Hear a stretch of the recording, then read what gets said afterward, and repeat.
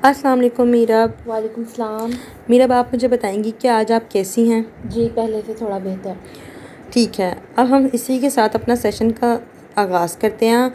सबसे पहले हम ये देखते हैं कि पिछले सेशन में हमने होपलेस और फ्यूचर प्रेडिक्शन को बिहेवियर एक्सपेरिमेंट के थ्रू टेस्ट किया था। आप मुझे बताएंगी कि एक्सपेरिमेंट जो हमने होमवर्क में डिसाइड किया था कि आप अपने साथ करके लाएँ और उसका क्या रिज़ल्ट रहा? जी, मैं फ्रेंड से मिली थी। पहले मुझे लगा था कि मुझे बिल्कुल एंजॉय नहीं होगा, लेकिन एक्चुअली मूड बेटर हो गया। ठीक है, और जो हमने एकेडमिक एक्सपेरिमेंट का कहा था, आपने क्या वो परफॉर्म किया? जी, 15 मिनट्स में मुझे लगा था कि कुछ नहीं होगा, लेकिन मैंने एक पैराग्राफ कंप्लीट कर लिया था। एक्सीलेंट। तो आपकी प्रेडिक्शन और एक्चुअल आउटकम में डिफरेंस था ना? जी जी। बिल्कुल। आज हम एक और इम्पोर्टेंट एरिया को देखेंगे कि डिप्रेशन और हमारे जो रिलेशनशिप्स हैं उनका आपस में क्या कनेक्शन है और हम किस तरह से उनको बेहतरी की तरफ लेके जा सकते हैं।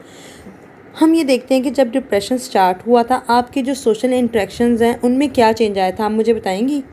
जी, मैं लोगों से अवॉइड करने लगी थी, मैसेज का रिप्लाई लेट करती थी और कभी इंटेंशनली फ़ोन नहीं उठाती थी। ठीक है, आप ऐसा क्यों करती थी? कभी एनर्जी नहीं होती थी, कभी लगता था कि मेरा मूड ख़राब है और मैं किसी को इरिटेट कर दूंगी। ठीक है, और कभी ये थॉट भी आता था कि लोग आपको जज करेंगे? जी, स्पेशली जब मुझे लगता था कि मैं अपनी लाइफ प्रॉपर्ली मैनेज नहीं कर सकती। ठीक है, अगर फ्रेंड आपको मैसेज करे और आप रिप्लाई ना करें, माइंड में क्या थॉट आता है आपको? उसे लगेगा मैं बोरिंग हो गई हूँ। और अगर उसे ऐसा लगेगा फिर? फिर शायद वो मुझसे डिस्टेंस कर लेगी। और अगर वो डिस्टेंस इख्तियार कर ले फिर मेरे पास कोई नहीं रहेगा। नोटिस करें कि एक अनआंसर्ड मैसेज से mind directly I will and up alone तक चला गया कि आप अकेली रह जाएंगी। हाँ, मैं इमीडिएटली वर्स्ट केस सोचती हूँ। ठीक है, अब हम इन सारी चीज़ों को एक साइकिल में कनेक्ट करते हैं। ये डिप्रेशन के साइकिल को मेंटेन कर सकता है, जैसे कि लो मूड, आप ये सोचती हैं कि जो लोग हैं वो आपको जज करेंगे या रिजेक्ट कर देंगे। उसी के साथ साथ जब आप ये सोचेंगी तो आपके अंदर विड्रॉल के सिम्टम्स आएंगे और आप अपने आप को अकेला रखने की कोशिश करेंगी। और फिर अकेले रहने की वजह से नॉर्मल सी बात है कि जो इंसान है वो लेस सोशल कनेक्शन बनाएगा और मुश्किल ही किसी से मिलेगा। उसी के साथ साथ फिर आप लोनली भी फील करेंगी क्योंकि आप अपने सोशल कॉन्टैक्ट से कट ऑफ कर रही हैं। और फिर आप ये सोचेंगी, आपका माइंड और ऑटोमेटिकली ये सोच में आ जाएगा कि कोई आपकी केयर नहीं करता, जो कि आपकी जो डिप्रेशन आपकी प्रॉब्लम है उसको मेंटेन करेगा। ये बिल्कुल मेरी ही सिचुएशन है। एग्जैक्टली इसलिए हम आज सिर्फ फ्रेंड से ज़्यादा मिलो नहीं कहेंगे, पहले थॉट और बिहेवियर को दोनों को टारगेट करेंगे। अब हम ये देखते हैं कि आपको जैसे कि एक थॉट आया कि मेरी फ्रेंड मुझे बोरिंग समझेगी, आपके पास इस बात का क्या एविडेंस है, आप मुझे बताएंगी? कभी कभी वो खुद मैसेज करती है। क्या उसने कभी डायरेक्टली कहा है कि आप बोरिंग है? नहीं। तो हम एक्चुअल क्या कर रहे हैं यहाँ पे? मैं अज्यूम कर रही हूँ कि मुझे पता है वो क्या सोच रही है। एग्जैक्टली इसी जो फिनोमेना है ये वाला जिसमें आप अज्यूम कर रही हैं, इसे हम कहते हैं माइंड रीडिंग।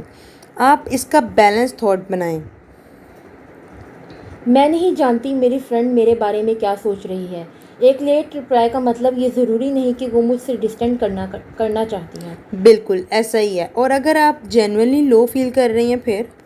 मैं सिंपली बता सकती हूँ कि मेरा मूड लो है और मुझे थोड़ा टाइम चाहिए। एग्जैक्टली अवॉइडेंस की बजाय क्लियर कम्युनिकेशन करना और ज़्यादा बेटर है। आज हम असर्टिव कम्युनिकेशन की थोड़ी सी प्रैक्टिस करेंगे। मैं आपको बताना चाहती हूँ कि इसका मकसद क्या है। ये है, इसका मकसद ये है कि डिप्रेशन में जो आदमी इंसान है कभी विड्रॉल करता है, कभी अपनी नीड्स को सप्रेस करता है और फिर रिसेंटमेंट या लोनलीनेस इंक्रीज़ हो जाती है उसकी। असर्टिवनेस का मतलब है कि एग्रेसिव नहीं होना है।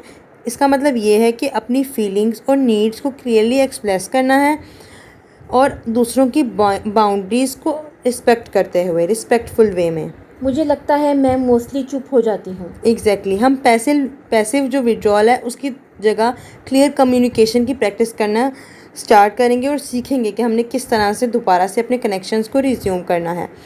अब हम यहाँ पे एक सिंपल स्ट्रक्चर देखते हैं। जैसे कि कोई भी सिचुएशन आई जिसकी वजह से आपको फीलिंग आती है और फिर उस फीलिंग की वजह से आपको किसी चीज़ की नीड या आप किसी चीज़ की रिक्वेस्ट करना चाह रही होती हैं। जैसा कि हम यहाँ पे देखते हैं, फॉर एग्जांपल जब मुझे रिपीटेडली अपने असाइनमेंट्स के बारे में क्वेश्चन मिलते हैं, मुझे प्रेशर फील होता है, मुझे थोड़ा टाइम चाहिए, मैं ख़ुद अपडेट कर दूँगी। इसमें ब्लेम नहीं है लेकिन नीड क्लियर है। ये मैं अपनी फ्रेंड को कह सकती हूँ। बिल्कुल। अब हम यहाँ पे देखेंगे, हम एक रोल प्ले करते हैं। आप ये समझें कि मैं आपकी फ्रेंड हूँ, मैं आप और आप मुझे एज अ फ्रेंड ही ट्रीट करेंगे। अभी मैं आपसे कहती हूँ कि तुम मैसेज का रिप्लाई क्यों नहीं करती, तुम चेंज हो गई हो, आप क्या कहेंगी फिर? मैं चेंज नहीं हुई, बस मेरा मूड कुछ टाइम से लो है और मैं सोचती थोड़ी विड्रॉ हो गई हूँ। गुड। और रिक्वेस्ट? इसलिए अगर मैं लेट रिप्लाई करूँ तो प्लीज़ पर्सनली ना लेना, मैं बेटर फील करूँगी तो रिप्लाई ज़रूर कर दूँगी। Exactly, excellent. ये क्लियर स्टेटमेंट है और रिस्पेक्टफुल भी है, जिससे अगले बंदे की भी फीलिंग्स हर्ट नहीं होंगी और आपकी भी बात ठीक से कम्युनिकेट हो जाएगी। अब हम यहाँ पे देखते हैं कि आपको जो असर्टिवली कम्युनिकेट करने से क्या फ़ियर है, आपको किस चीज़ का डर महसूस होता है? कि सामने वाला मुझे नीडी समझेगा। और इसका क्या एविडेंस है आपके पास? एक्चुअली मुझे पता नहीं है। ये भी एक प्रेडिक्शन है। आपका माइंड रिपीटेडली दूसरों की रिएक्शंस प्रिडिक्ट कर रहा है जी। इसलिए हम इसे भी टेस्ट करेंगे। अब हम यहाँ पे एक थोड़ा सा बिहेवियर एक्सपेरिमेंट करते हैं, जिसमें हमने लोगों से मदद मांगने की कोशिश करनी है। इस वीक एक क्लोज़ फ्रेंड को आप खुद मैसेज करें, लेकिन ऑब्जेक्टिव ये नहीं है कि फ्रेंड आपका जो है वो आपको रिस्पॉन्ड बैक करे ही करे और पॉजिटिवली ही रिस्पॉन्ड करें। इसमें हमारा ऑब्जेक्टिव जो होगा वो ये होगा कि I will test what happens when I initiate contact instead of assuming rejections. आपने जो अपने कॉन्टैक्ट्स हैं उनको शुरू करने की कोशिश करनी है कि आप किसी से बात करना शुरू करें और आपने ये अज्यूम नहीं करना है ना कि अगला बंदा आपको रिजेक्ट ही करेगा। ओके। ठीक है। मैसेज सिंपल हो सकता है कि हाय, काफ़ी टाइम हो गया है, प्रॉपर्ली बात नहीं हुई, अगर तुम फ्री हो तो इस वीक चाय पे मिलते हैं। और रिस्पॉन्स को डाटा की तरह ऑब्जर्व करेंगी आप। अगर वो बिज़ी हुई तो क्या कंक्लूजन होगा फिर आपकी नज़र में, आप क्या समझती हैं? ये ज़रूरी नहीं कि वो मुझे रिजेक्ट कर रही है, हो सकता है वो जेन्युइनली बिज़ी हो। एग्जैक्टली। एक और पैटर्न चेक करते हैं हम यहाँ पे। जब आपको लगता है कि फ्रेंड अपसेट है, क्या आप रिपीटेडली पूछती हैं कि तुम मुझसे नाराज़ तो नहीं? कभी कभी। और आंसर मिलने के बाद एंजाइटी कितनी देर के लिए कम होती है? थोड़ी देर, फिर दोबारा डाउट होना शुरू हो जाता है। तो रीअश्योरेंस शॉर्ट टर्म रिलीफ देता है, लेकिन जो आपकी अनसर्टेनिटी टॉलरेट करना नहीं सिखाता। इस वीक हम हर डॉट पर रीअश्योरेंस सीख करने की बजाय पहले एविडेंस इवेल्युएट करेंगे और फिर देखेंगे। ठीक है। क्या करंटली किसी फ्रेंड या फैमिली मेम्बर के साथ कोई एक्चुअल अनरिजॉल्व इशू है आपका? आप मुझे बता सकती हैं? मेरी फ्रेंड नाराज़ है क्योंकि मैंने उसका मैसेज इग्नोर किया था। तो ये सिर्फ कॉग्निटिव डिस्टॉर्शन नहीं है, बल्कि एक्चुअल प्रॉब्लम भी है। हम इसे प्रॉब्लम सॉल्विंग के ज़रिए हैंडल कर सकते हैं। अब हम यहाँ पे एक प्रॉब्लम देखते हैं, जैसा कि आप मुझे बताएंगी। मेरी फ्रेंड को लग रहा है कि मैं उसे इग्नोर कर रही हूँ। और इसका स्टेप 2 क्या होगा कि आप उसमें क्या चीज़ कंट्रोल कर सकती हैं? मैं उसे एक्सप्लेन कर सकती हूँ कि मैं डिप्रेशन की वजह से विड्रॉ थी। और आप इसमें क्या एक्शन लेंगी फिर? उसे मैसेज करके एक्सप्लेन करूँगी और मिलने का प्लान करूँगी। और आप इसमें ये भी एक्सेप्ट करेंगी कि जो चीज़ें हैं जो आप कंट्रोल नहीं कर सकती, वो कितनी जल्दी फॉरगिव करेगी वो मेरे कंट्रोल में नहीं। एग्जैक्टली ऐसा ही है। आप नेचुरली क्या कहेंगी फिर? सॉरी, मैं रिसेंटली बहुत लो फील कर रही थी और इसी वजह से तुम्हारे मैसेज प्रॉपर्ली रिस्पॉन्ड नहीं कर सकी। I was not because I don't care about you, I should have communicated it better. Excellent. क्या इसमें अननेसेसरी सेल्फ ब्लेम है? नहीं। गुड। आप बिहेवियर की रिस्पॉन्सिबिलिटी ले रही हैं without calling your self a bad friend. यही हमने सीखना है। अब हम यहाँ पे थोड़ा सा आपके कोर बिलीफ के साथ कनेक्ट करने की कोशिश करेंगे। आप मुझे बताएंगे, अगर फ्रेंड आपसे अपसेट होती है, आपका ओल्ड कोर बिलीव या कौन सा बिलीफ एक्टिवेट होता है? मैं अच्छी फ्रेंड नहीं हूँ। और फिर?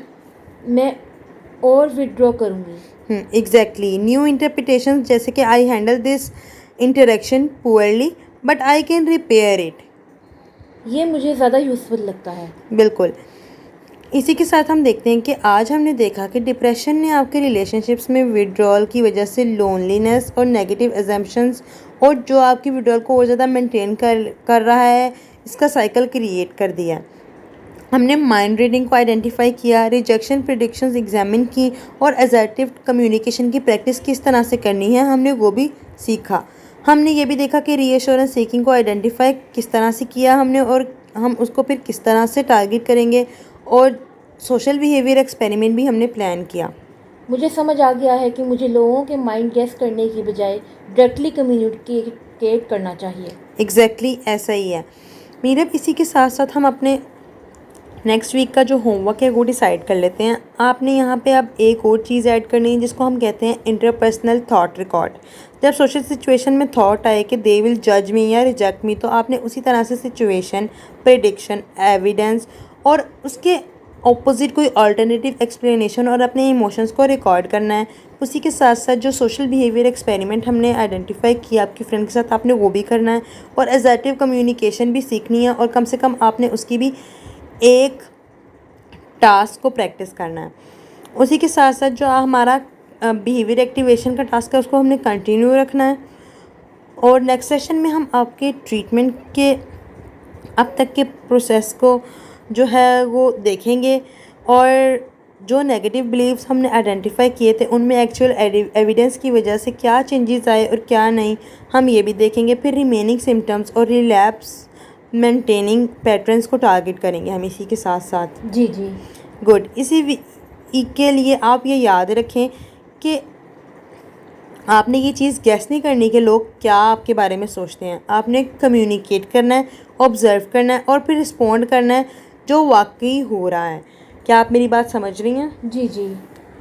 इसी के साथ आज का सेशन हम अपना एंड करते हैं। मैं उम्मीद करती हूँ कि आप अगले सेशन में और भी बेहतर तरीके से अपना होमवर्क कंप्लीट करके लाएंगी। Thank you so much Meera. अल्लाह हाफिज़। अल्लाह हाफिज़।